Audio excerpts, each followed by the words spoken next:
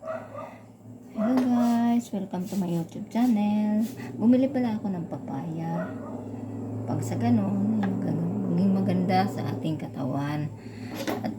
At para na rin, makakuha ako ng pananim.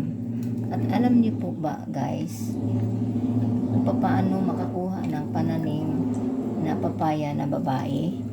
Turo ko sa inyo guys kung paano. Kasi, minsan may lalaki ito at hindi makapamunga. Ganito lang ang gagawin guys para makakuha ng pananim, para sa pananim na babae na papaya. Ganyan lang guys. Ibabad lang natin dito. Ayan. At itong mga lumulutang guys, yung lumulutang, ito yung lalaki.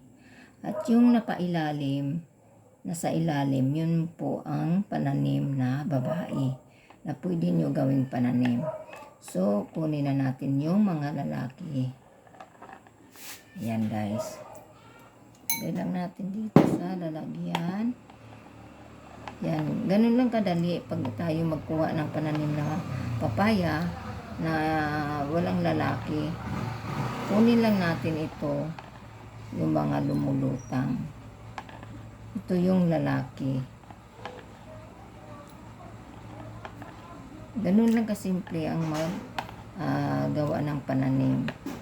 Yan. Kung maubos na natin itong makuha, yun sa ilalim yun ang atin naman kukunin para sa ating pananim.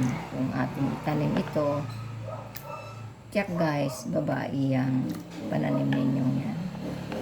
So, dito na lang guys. Don't forget to subscribe.